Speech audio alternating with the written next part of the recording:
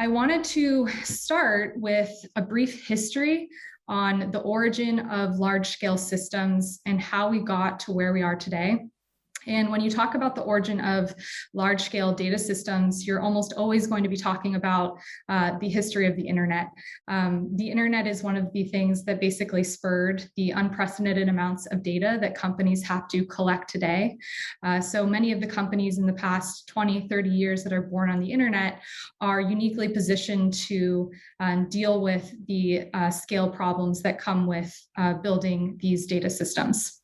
In the past 30 years and certainly 50, we've seen just absolutely unprecedented growth of data that has required all of these businesses to scale along many, many dimensions, whether that's the number of users that they're supporting, the number of requests that are coming into their system, the amount of data that they're storing, or just the amount of insights that they're gleaning from that data.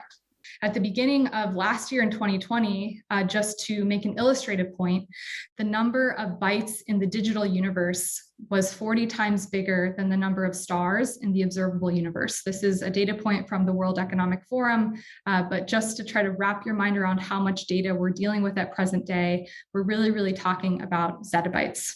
What is scalability when we're talking about software? Scalability is a system's capability to accommodate growth by adding resources to the system.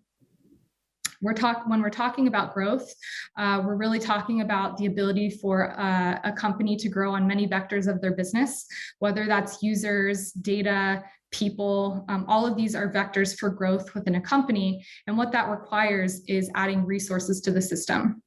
While most of this talk is going to be focused on how you scale the system infrastructure resources, another very important part of scalability is also paying attention to the people resources that are required to scale alongside the systems. So what happens when you don't scale? I really like this quote from Werner Vogels, who is the CTO of AWS, and tongue-in-cheek, whenever you're talking about distributed systems, everything fails all the time. I really like this framework for how to think about scaling software from Ian Gorton. Ian Gorton is a computer science professor at Northeastern. He's also the head of Data Intensive Scientific Computing Group.